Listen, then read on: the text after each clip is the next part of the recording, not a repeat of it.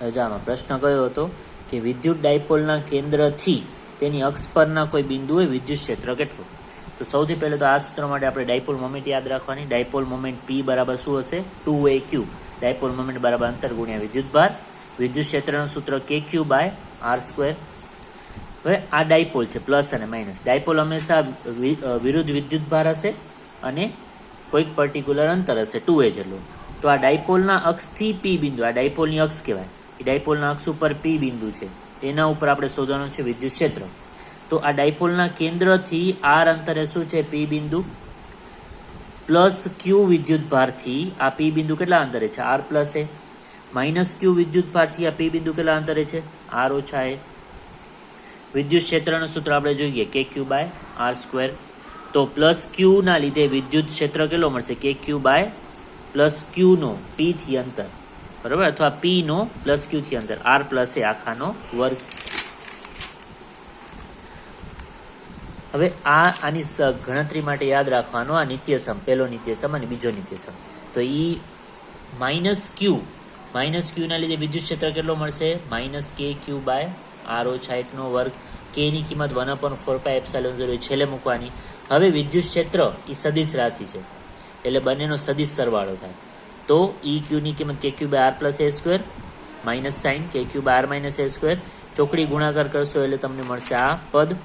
અને આમાં બીજો અને પહેલો નિત્યસમ યુઝ કરવાનો, બરાબર. સાદરૂપ આપવાથી આ કિંમત મળશે એટલે છેલ્લે પદ મળશે E = kq -2ar r² ઓછા a² નો વર્ગ.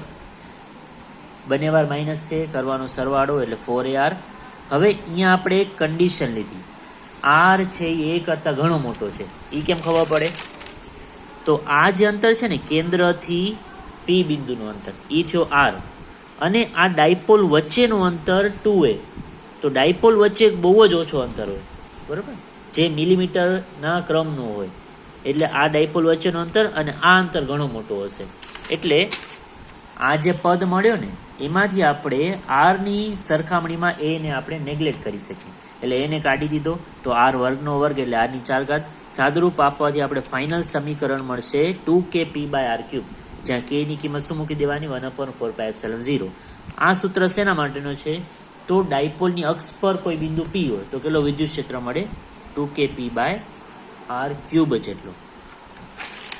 હવે જો એના પછી છે કે ડાયપોલ ના લીધે વિષુવવૃત્તીય રેખા પર કોઈ બિંદુ હોય તો કેટલો વિદ્યુત ક્ષેત્ર? તો આ પ્લસ ક્યુ માઇનસ ક્યુ, ડાયપોલનું અંતર 2a. કેન્દ્રથી P કેટલા અંતરે છે? r અંતરે. પાયથાગોરસ સૂત્રનો યુઝ કરશું તો q અને P વચ્ચેનો અંતર મળશે વર્ગમૂળમાં a² વત્તા r², માઇનસ q વચ્ચેનો અંતર √a² + r². હવે આ P બિંદુએ આ જો આ રેખા સાથે સમક્ષિતિજ સાથે જો q થીટા ખૂણો બનાવે તો આ P બિંદુ પણ કેટલો ખૂણો બનાવશે? થીટા. એવી રીતે જો આપણે યુગ્મ કોણની જોડ લઈએ તો આ થીટા હશે તો આ પણ થીટા મળશે. હવે આ P બિંદુ આગળ આ P સદિશના P બિંદુ આગળ જ્યાં E છે વિદ્યુત ક્ષેત્ર, એ વિદ્યુત ક્ષેત્ર જે સદિશ છે એના બે ઘટક પડશે. લંબ ઘટક E sin θ અને સમક્ષિતિજ ઘટક E cos θ. અહીંયા આ E સદિશ જે છે એનો આ ઘટક કેટલો મળશે? E sin θ, આ ઘટક E cos θ.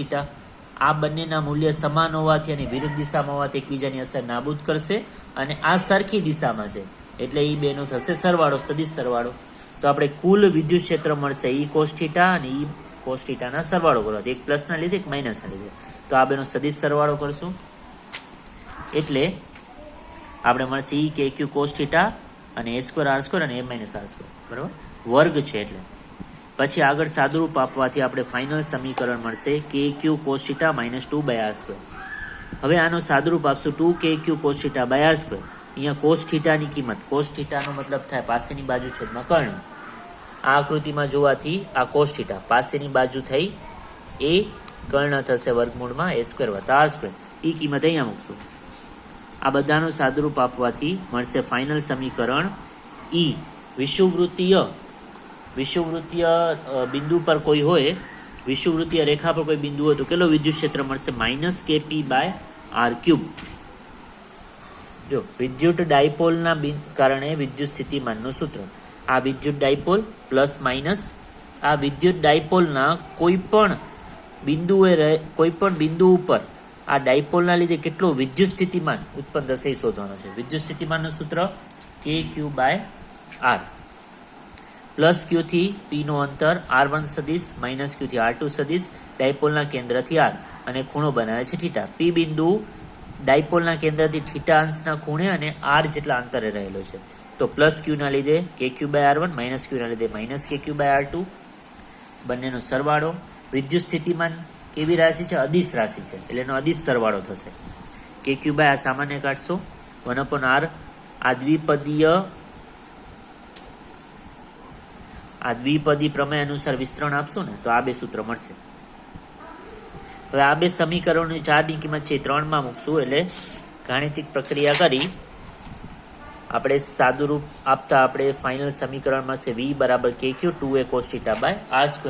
હવે 2A અને Q ને અલગ રાખતા જેમાં બની જશે ડાયપોલ મોમેન્ટ, એટલે વિદ્યુત સ્થિતિમાન કોઈ પણ બિંદુએ ડાયપોલના લીધે વિદ્યુત સ્થિતિમાન મળશે KP cos θ/R².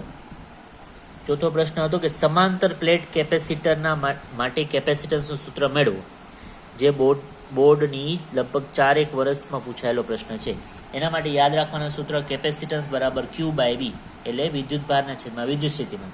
એના માટે બીજી એક વસ્તુ યાદ રાખવાની છે કે કોઈ પણ સમાંતર પ્લેટ હોય અને વિદ્યુત ભારિત થયેલો તો પૃષ્ઠ ઘનતા કેટલી મળે? Q/A, એટલે વિદ્યુત ભારના છેદમાં ક્ષેત્રફળ. પ્લસ હોય, જો આપણે પ્લેટ ઉપર પ્લસ વિદ્યુત ભાર રાખેલો હોય તો σ/2ε0 મળશે, માઇનસ રાખેલો તો માઇનસ σ/2ε0.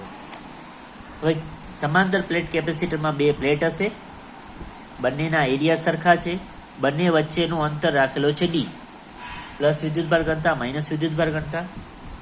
આ કેપેસિટરની પ્લેટમાં આ પ્લેટની ઉપર કેટલું વિદ્યુત ક્ષેત્ર મળશે? તો આ પ્લસના લીધે વિદ્યુત ક્ષેત્ર આ દિશામાં હશે, માઇનસના લીધે વિદ્યુત ક્ષેત્ર આ દિશામાં હશે, કારણ કે માઇનસ આકર્ષે એટલે. તો બંને વિરુદ્ધ દિશામાં અને સમાન મૂલ્ય, એટલે આ બંને પોતાની અસર નાબૂદ કરશે. એટલે ઉપરના ભાગમાં પ્લેટ 1 ની ઉપરના ભાગમાં વિદ્યુત ક્ષેત્ર મળશે 0, એવી જ રીતે પ્લેટ 2 ની નીચેના ભાગમાં પણ વધશે વિદ્યુત ક્ષેત્ર 0. પરંતુ બે પ્લેટની વચ્ચે વિદ્યુત ક્ષેત્ર છે એ સમાન દિશામાં છે, સમાન દિશામાં હોવાથી સરવાળો થાય અને આપણે વિદ્યુત ક્ષેત્ર મળશે σ/ε0. અહીંયા સિગ્માની જગ્યાએ સૂત્ર મૂકવાનું છે Q/A, એટલે વિદ્યુત ક્ષેત્ર મળશે Q/ε0. બીજો સૂત્રનો ઉપયોગ કરશું Q બરાબર CV, કેપેસિટન્સ બરાબર Q/V અને અવધ Q બરાબર CV. 2 ની કિંમત 1 માં મૂકશો એટલે વિદ્યુત ક્ષેત્ર મળશે CV/A0. આ સંબંધ ખાસ યાદ રાખવાનો છે વિદ્યુત સ્થિતિમાન અને વિદ્યુત ક્ષેત્ર વચ્ચેનો. તો વિદ્યુત સ્થિતિમાન બરાબર વિદ્યુત ક્ષેત્ર ગુણ્યા અંતર. સમીકરણની કિંમત મૂકશું 3 ની 4 માં, એટલે V બરાબર મળશે CV/ε0 × D. V અને V ઉડી જશે, એટલે આપણે કેપેસિટન્સ મળશે ε0A/D. આ શેનો કેપેસિટન્સ છે? સમાંતર પ્લેટ કેપેસિટન્સ.